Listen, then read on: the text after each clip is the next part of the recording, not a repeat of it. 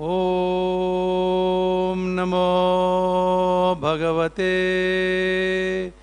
वासुदेवाय।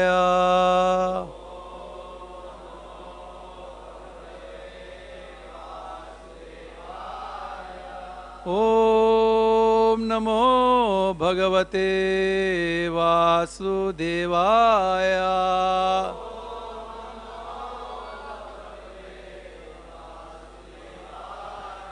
ॐ नमो भगवते वासुदेवाय।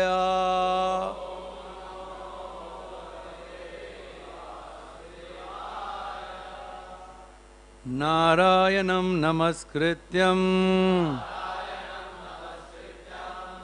नरं चैव नरोत्तमं देवीं सरस्वतीं व्यास ततो जयमुदीरये। नष्टप्रायेषु अभद्रेषु नित्यं भागवत सेवया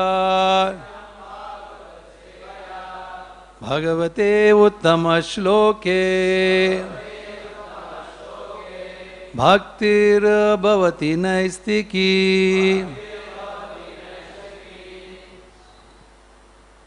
Srimad Bhagavatam, Canto 10, Chapter 86, titled Arjuna Kidnaps Subhadra, text number 32 to 35.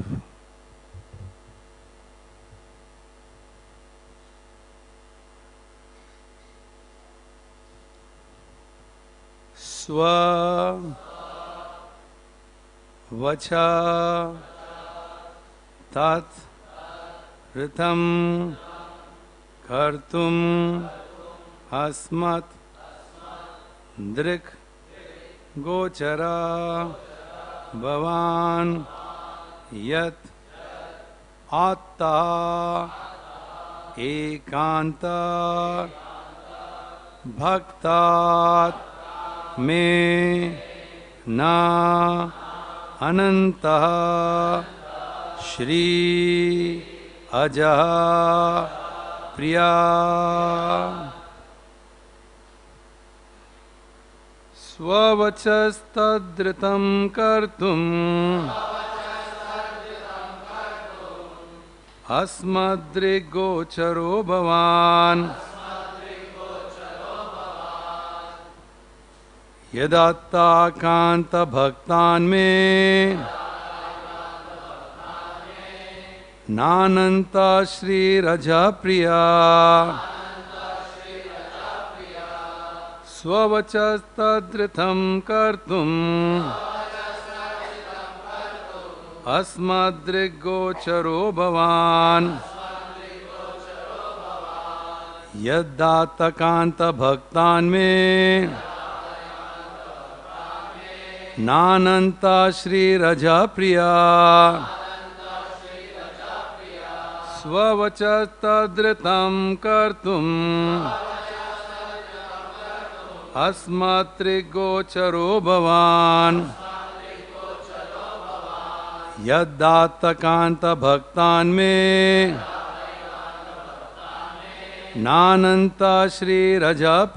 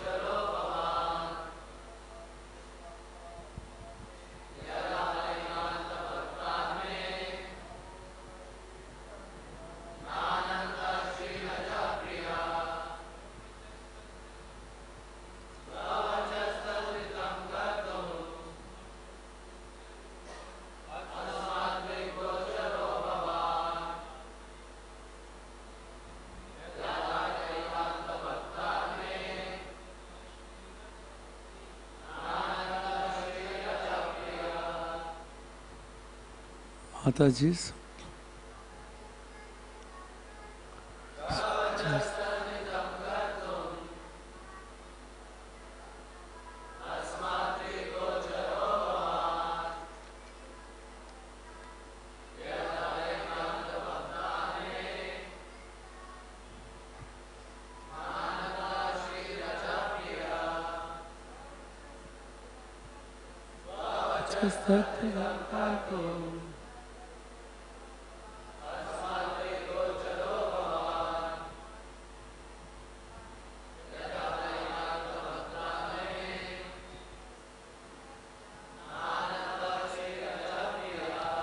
Sva, your own. Vacha, statement. Tat, that. Ṛtaṁ, true. Kartum, to make. Asmad, our. Dṛg, to the eyes. Gocaro, accessible. Bhavān, you. Yat, which. Atta, spoke. Ātthaikānta, with a single aim. Bhaktat, than the devotee. May, my. Na, not. Ananta, Lord Ananta. Śrīr, goddess. Śrī, ajaḥ, unborn Brahmā. Priyaḥ, more dear. Translation and purport by disciples of His Divine Grace A.C. Bhaktivedanta Swami Prabhupada. You have said, neither Ananta, goddess Śrī, nor unborn Brahmā is dearer to me than my unalloyed devotee.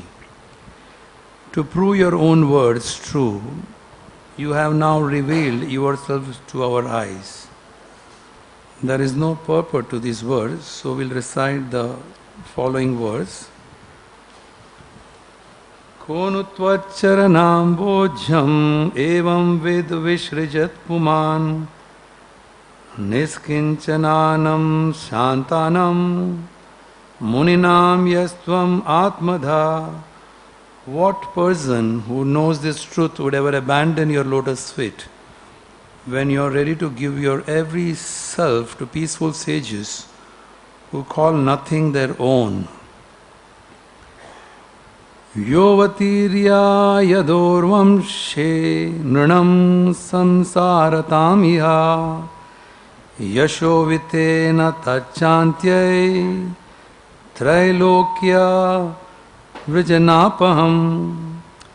Appearing in the Yadu dynasty, you have spread your glories which can remove all the sins of the three worlds just to deliver those entrapped in the cycle of birth and death. Namastubhyam Bhagavate Krishnaya Kuntamedase Narayanaya Rishaye Shushantam tapayuse.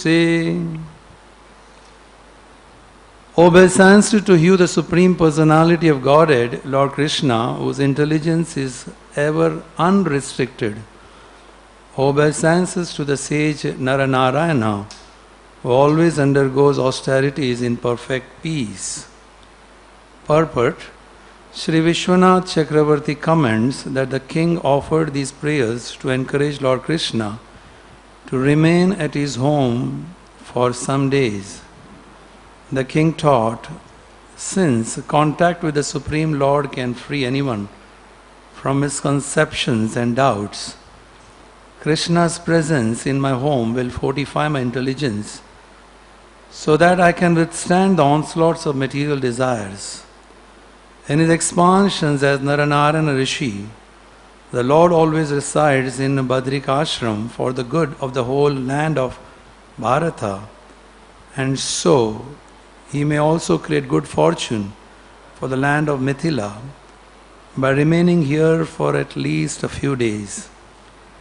Since Lord Krishna's propensity is toward peace and simplicity, he will certainly prefer my simple home to the excessive opulence of Dwarka. Om Ajnanatimirandasya Jnananjana Shalakaya Chakshurun Militam Yena Tasmai Shri Guruve Namaha. Sri Chaitanya Manobhishtam Stapitam Yena Bhutale Swayambhupa Kadamayam Dadati Swapadantikam Vandeham Shri Guru Shri Yuta Padakamalam Shri Guru Vaishnavamsya Shri Rupam Sagrajatam Sagana Raghunatam Vitam Tam Sajivam Sadvaitam Savadutam Parijana Sahitam Krishna Chaitanya Devam Shri Radha Krishna Padam Sagana Lalita Shri Vishakhan Sya Nama Om Vishnu Padaya Krishna Prasthaya Bhutale Srimate Bhaktivedanta Swamine Iti Namine Namaste Saraswati Deve Gauravani Pracharine Nirvishesha Shunyavadi Pasyatya Deshatarine Vancha Kalpatarubhyasya Asindhuya Evacha Patitanam Pavanebhyo Vaishnavebhyo Namo Namaha.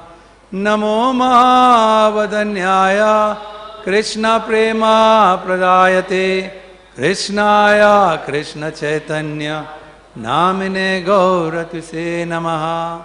He Krishna Karuna Sindhu Dinabandhu Jagatpate Gopesha Gopika Kanta Radha Kanta Namostute Tapta Kanchana Gaurangi Radhe Vrindavaneshwari Rishabhanu Sute Devi Pranamami Hari Priye. Shri Krishna Chaitanya Prabhu Nityananda Shri Advaita Gadadhar Shri Vasadi Gaura Bhakta Vrinda.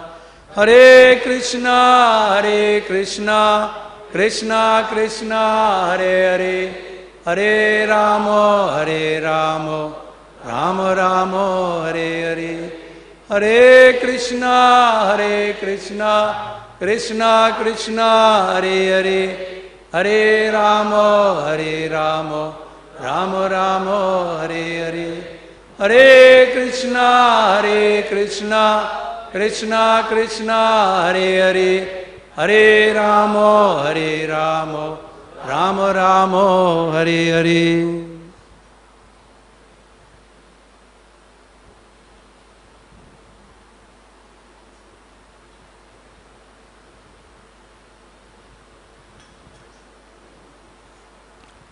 Hare Krishna. So we are reading from Srimad Bhagavatam, and this chapter titled Krishna Kidnaps Subhadra.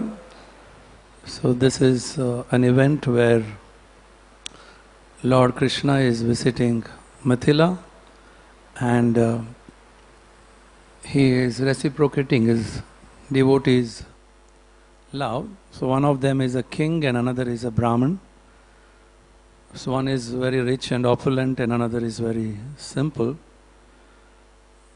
But both of them, they had the same qualification. They were completely detached from whatever situation they were in, and they were totally dependent. You know this word dependent. We can understand independent. We want to be independent. But here they were dependent, because when you say dependent means you cannot exist without. It's like a life air. I can't exist, I am depending.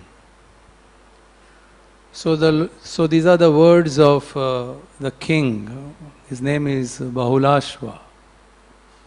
And he is saying, he is expressing his gratitude, his love for the Lord who has come here and is glorifying him, and is expressing the significance. If he is here, if he stays back, there will be no ignorance, there will be no misconception. Some or the other I should make him stay here for some longer period.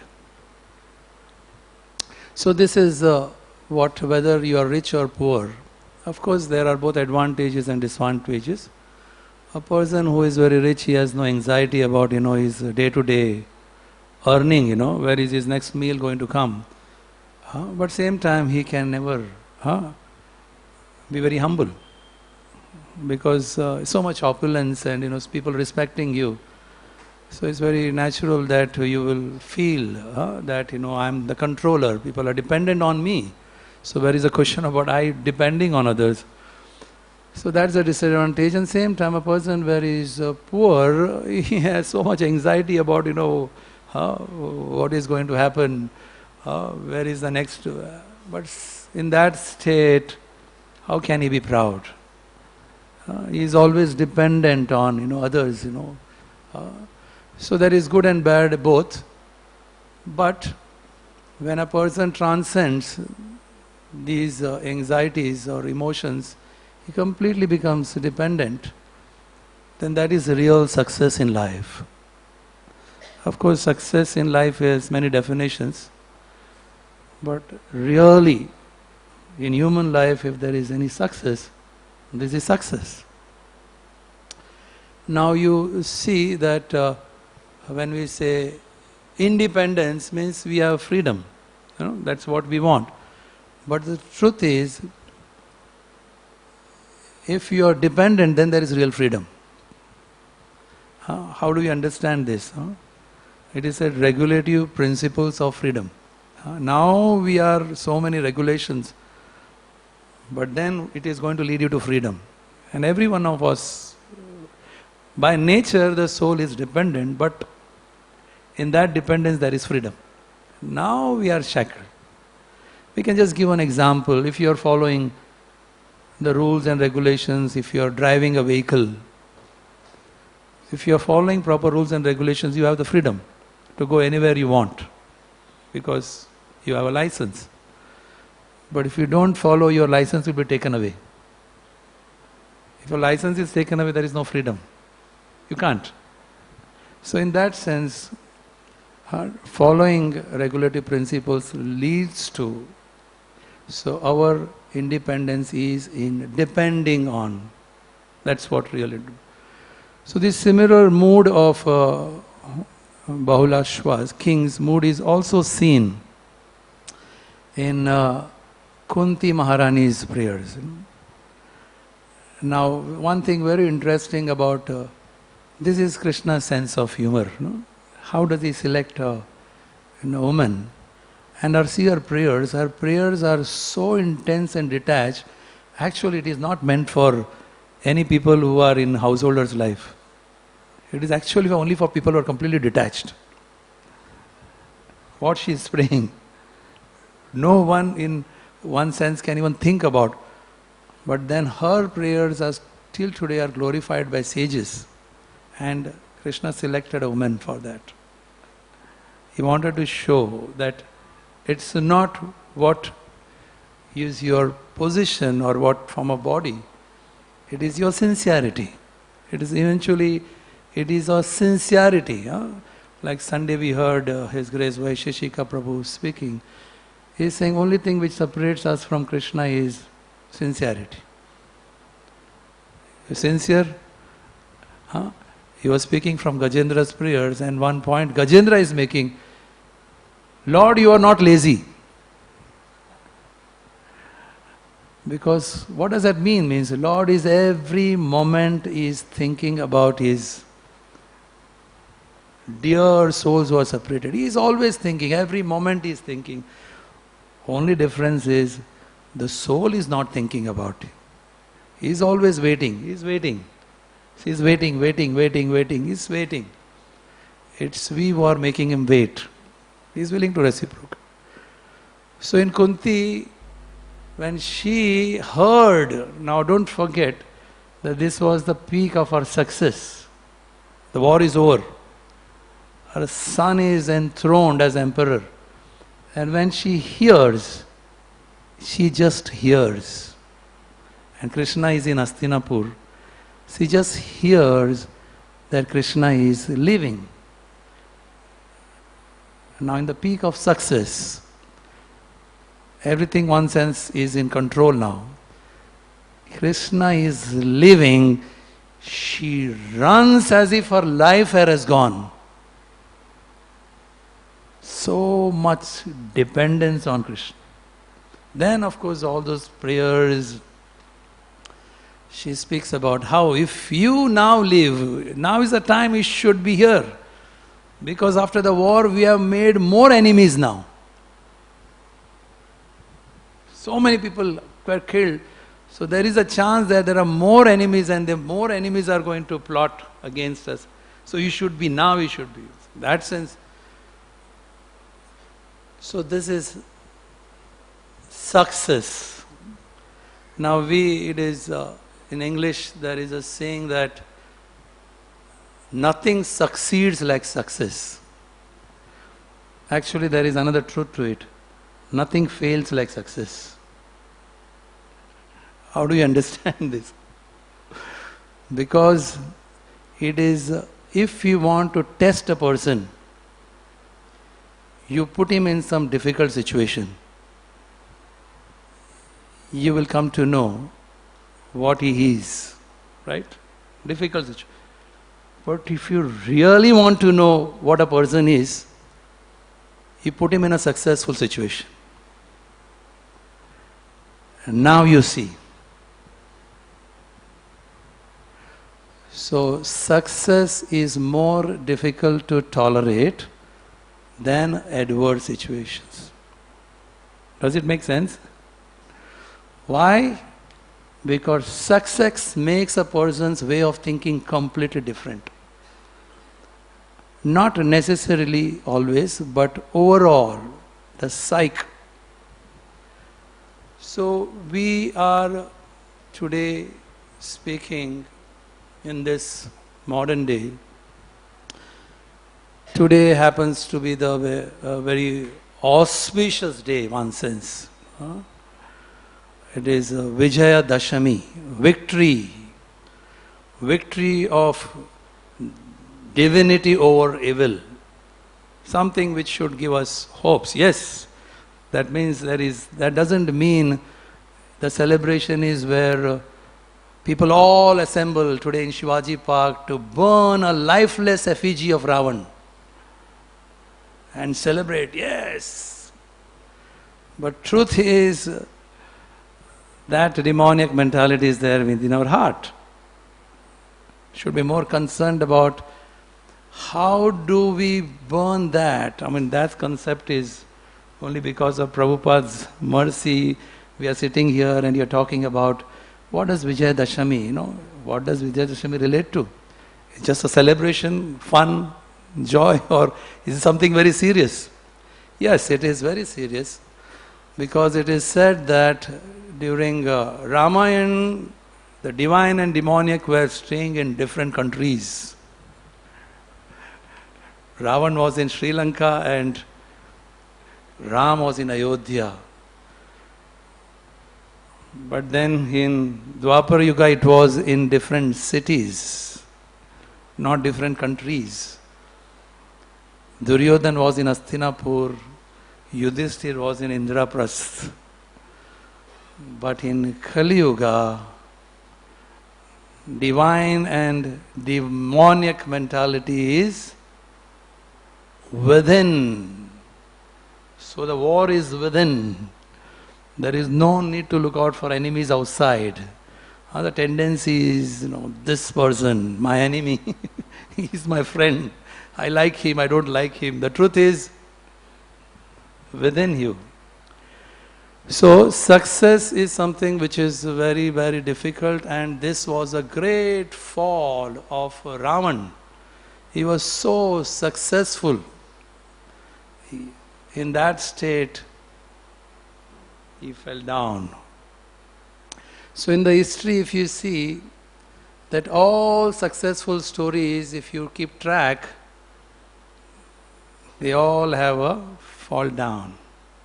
It is very difficult to maintain that success. Even in recent, I was hearing about, I don't know the details about, like how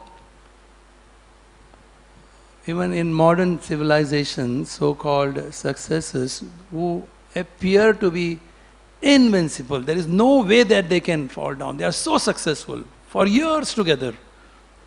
But then in a short time, they can collapse. This is said that in 1908, there was this earthquake in California. And of course, because of earthquake, there was chaos and people were all in a miserable state. And people wanted money and no one was giving any loan to anyone. There is one person, simple business, he decided that I will go give loan to anyone, common man, anyone. He started with some very small plank of wood, a table, and he went near the ports and he started giving loan, started helping. Now very soon, there was so much success. There were many branches of it, franchisee you can say. And that was Bank of America. Thousands of branches in more than 100 countries, 100 billion assets, and all the management journals and all glorifying Bank of America, their policies, their strategies, their talent, their human resources, how they appoint. There is no way that anyone can. But then the problem is when you reach, your way of thinking changes. No one can not be a victim of that. There was arrogance because success became my birthright. How can we be? We are perfect. See our success, see our results. So when some data is to come, there is some seeds of decline manifesting, very difficult to accept.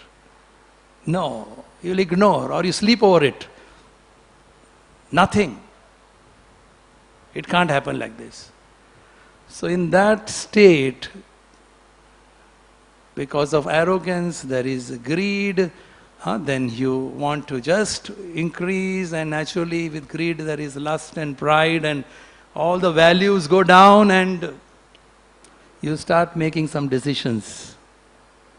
And that decision is the downfall. So great, mighty emperor, one wrong mistake, we may think, what is their decision? Of course, every day we are making decisions, but making decision is not something which is very whimsical. It's based on some principles, then you are, but still, there is a chance that your decision is wrong. So within 8 years, it took so many years for them, within 8 years, they collapsed. No one ever taught. Impenetrable they were. So this is something like, in a modern day success is, why? Because you think that success is because of my planning, my talent, my strategy, my way of thinking, my intelligence. But the truth is, there is some other factor. Your success is not based only on these things. There is one more factor which ignorance, that is, you can say destiny or luck, that is not considered. There is something divine. When that is kept aside and just thinking, it's a downfall. But at the same time, there are examples. It is said that there is one more, a mall, again a franchisee, became so successful, but he was grounded. It's said about Walmart. This is again a success story. So then when people used to come to him for guidance, can you tell us how to, you have such a successful company, you're running, can you just tell us? He would not say anything. He would always be interested in asking them, learning from them. How do you people do it? Isn't it humility? he can say so many things about it. So the difference was that this person, he never ever diversified from his core strength. His strength was this. There were so many temptations. Now you should do this, you should do this. And others did that. But he said, no, our strength is this. So he was so humble person. He would, when people come to meet, he would still be washing the dishes and he'll be serving them, taking care of them nicely and asking them. And they would be coming to him for, please tell us, what is a success? So when values are not given much importance, which easily happens, then everything shatters. So why are we speaking all these things? Because today is Vijayadashami and Ravana was like that. Successful, impenetrable. Sri Lanka was impenetrable. Golden, everything made out of gold. So it's a very long story, we'll cut short. And we just see how Ravana, because of his success, he developed that arrogance and pride and lust. So we'll begin from where Ram selects Hanuman, you go. And see Hanuman, he never ever thought that how can I go? When they came to know that Sita is 800 yojanas away, he never ever thought that how is it possible? How can I? Only one thing he thought, that I have to do it. How, I don't know, but I have to do it. This was a very first class person of a servant. And he was empowered, he was reminded, and he went and he found Sita. And he was so happy. Of course, Sita was so much scared. She said, now I have not much time. Ravana has given me only 2 months. Go and tell Ram to come. So Hanuman says, come with me right now, I'll take you. He says, no, I can't touch any other man. So fine. Then okay, you say something which I can go back and tell Ram that, I have found you. Ram will ask for a proof. So she tells about some story that this is what had happened once, So Hanuman, okay, this is done now.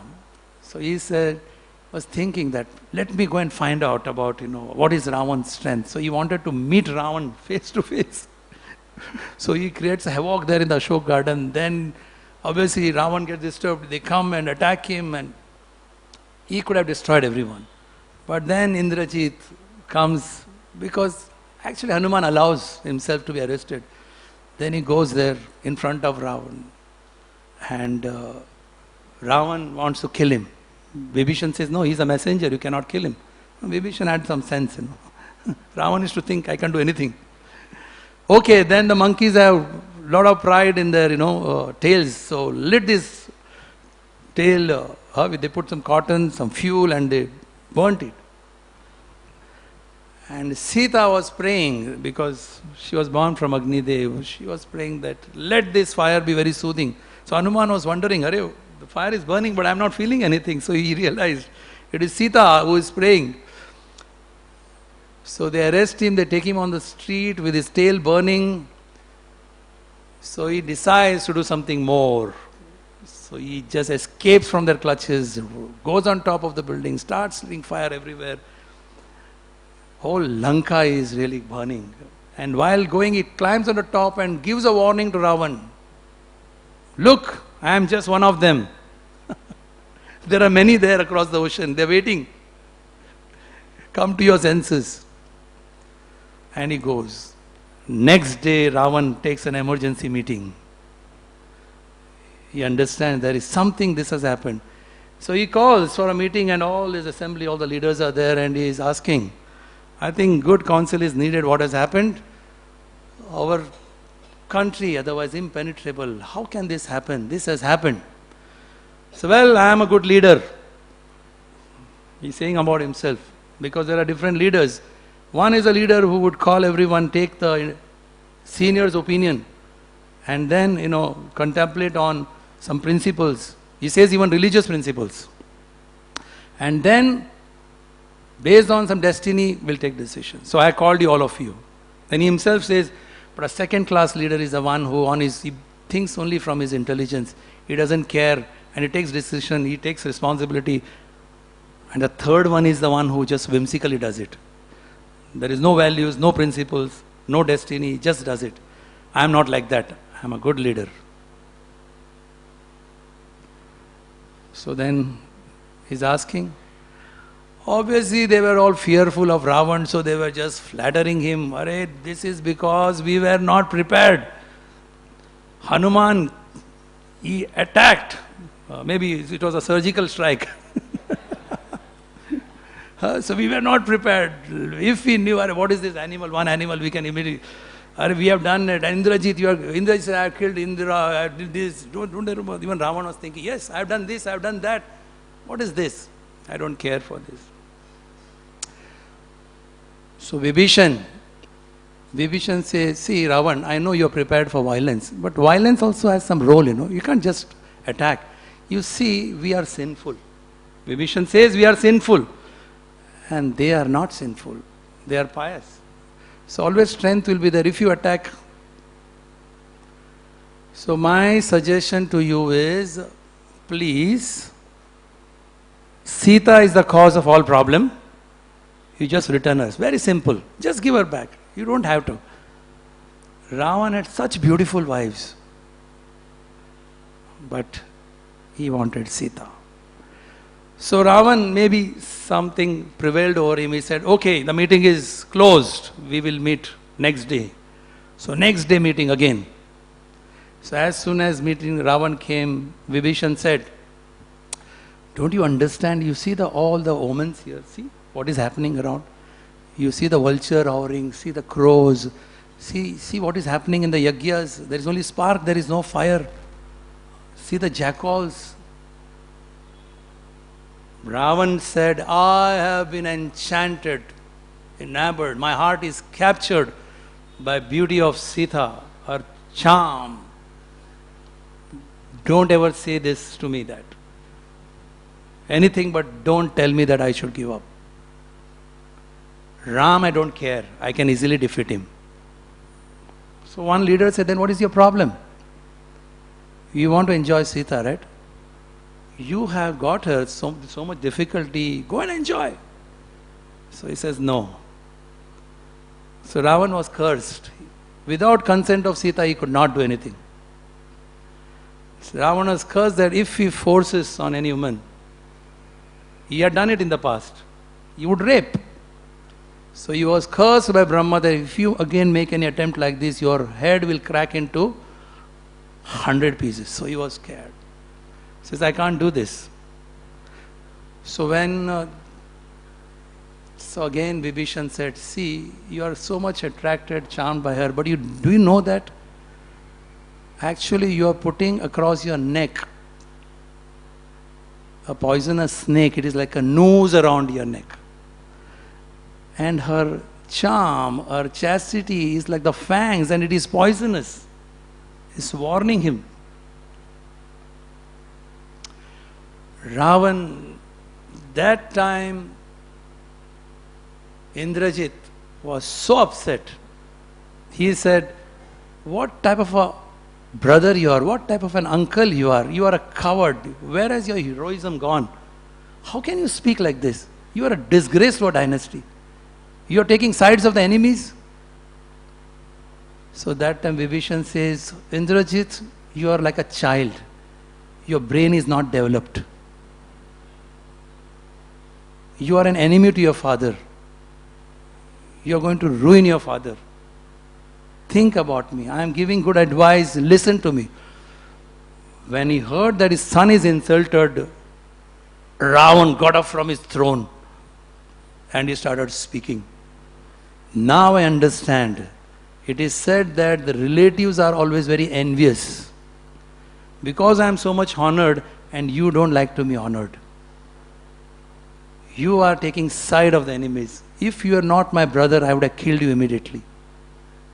So when Vibhishan heard this word, he said, no point in talking to this. He just leaves. So that is rest of the story, you know that.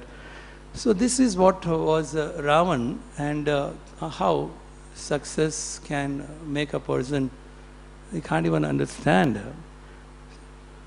So this is the downfall of, and today is the day where we celebrate Ram.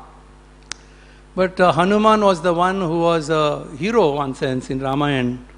He was like a godly hero. He wanted to enjoy with Ram, whatever. And Ravana was a godly villain. He wanted to just, godless villain. He was godless villain, he just wanted to usurp. So this was the difference. And that same Hanuman, that courageous, brave servitor Hanuman, he also appeared in just the 12th century. He appeared as Madhvacharya. He was Vayuputra.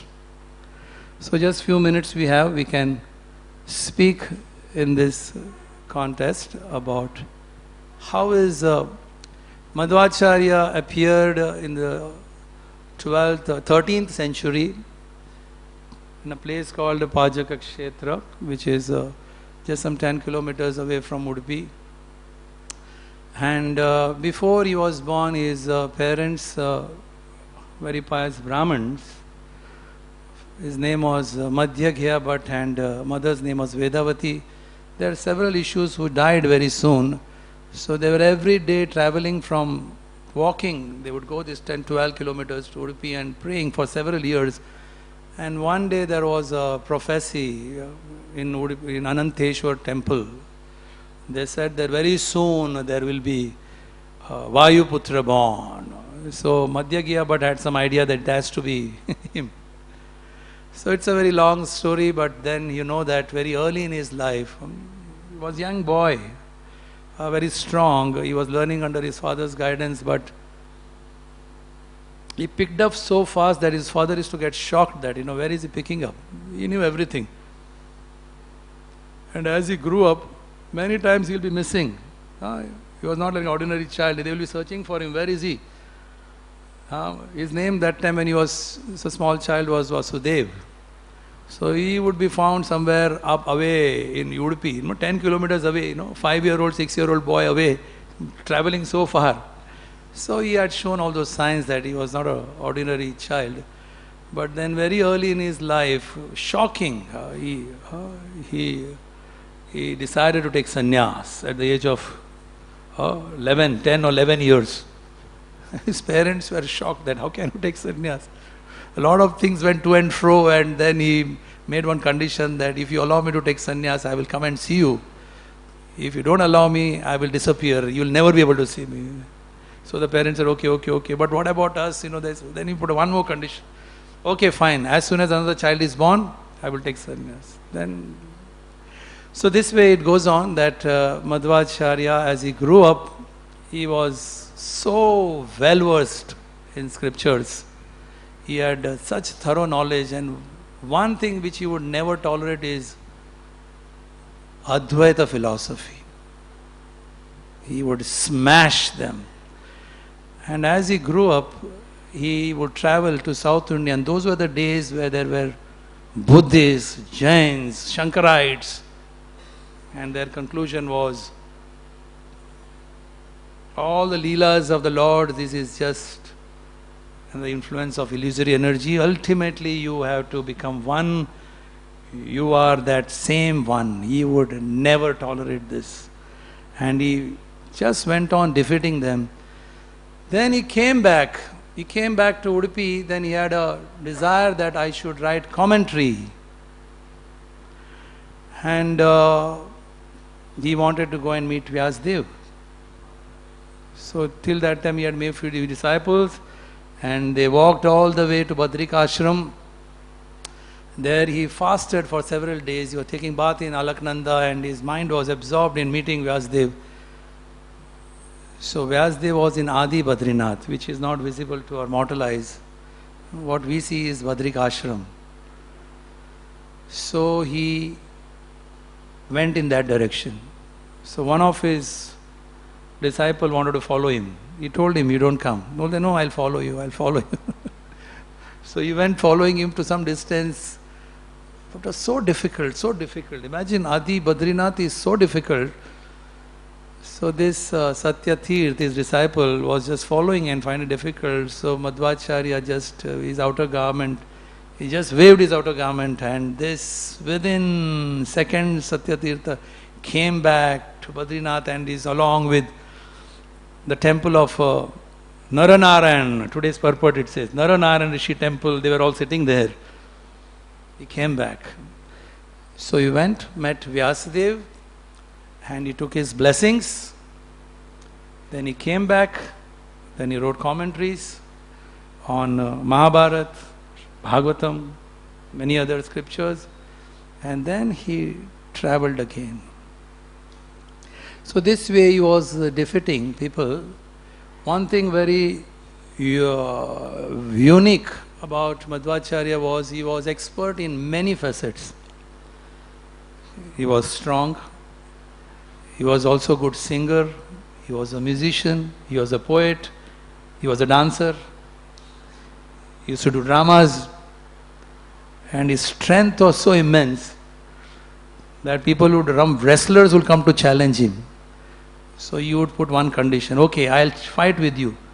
Just lift up first my toe. So he would be just keep his foot on the ground and you tell him, first you lift up my toe. And this wrestler will be struggling to just lift up. And once one wrestler challenged, he said, I will be singing. Now you squeeze my neck, stop me from singing. And this wrestler will squeeze his neck and Madhvacharya will go on singing. So he was known for his strength and of course his esoteric knowledge. So this way things were going on, so he came back and he had a desire that there should be a Krishna's deity.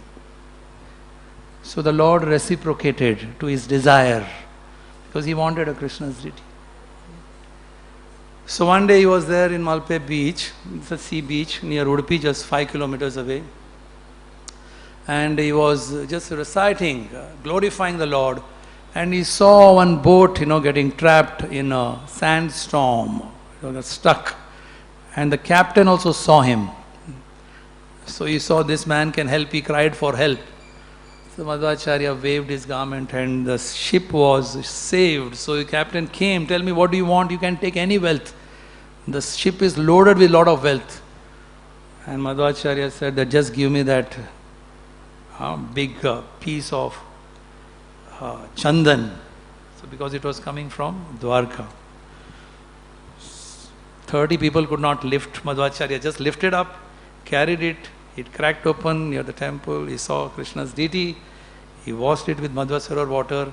And this is a form of Krishna where he is holding the churning rod. There is a rope and he is holding some butter in his hand. Now the history behind this is Rukmini, when she saw Krishna showing childhood pastimes to Devaki, she had a desire that I want to worship this form. So Krishna called Vishwakarma and he made that form. So it was hidden for several years in Dwarka and it came in this form to Udupi. So this is what Madhvacharya, today also it is there. So there are a lot of stories. We don't have much time to speak. Today is a very special day in that sense. People were, when I said, oh, you are from Udupi. So today you are going to speak on Madhvacharya. Many of them were. So I said, please, let me tell you something. Yes, I am from there, but I didn't know anything about Madhvacharya till I came to ISKCON. I was shocked to see. Right from childhood I have been going to Udupi, but never would go to Krishna temple, but it is. Correct? It's Prabhupada's mercy, So then, this way Madhvacharya lived for 79 years. And one day, he was sitting at one place and he give his class every day. And one day, just while giving class, he just disappeared. His outer garment just fell down, and that pita is still there when we go. So many years later, one of his disciple, he to just in memory of Madhvacharya, he wanted to make a deity there on that pita. So he made a beautiful deity of Madhvacharya. So that day night, Madhvacharya came in his dream. What do you think? You want to put that stone-like thing on my head? He was shocked. So means Madhvacharya is still sitting there. So from that day, no one ever dared to put any deity there. So it is just a pita. It's just an asana. So Madhvacharya still is there, he is guiding, he is the one who made these 8 matas. That's the way of governing. He was so visionary. He formed 8 matas and each one of them he appointed and he made it 2 years rotation, 2 months in the beginning. Then Vadiraj is subsequent. He said 2 months is too short, it should be 2 years. So everyone gets 2 years turn. And this is what is he established, and that is Madhvacharya. And Madhvacharya is known for his courage to defeat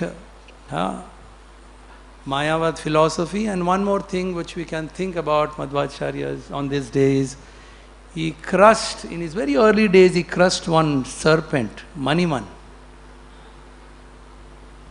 So we can pray that, we all know about how serpent of envy is tormenting.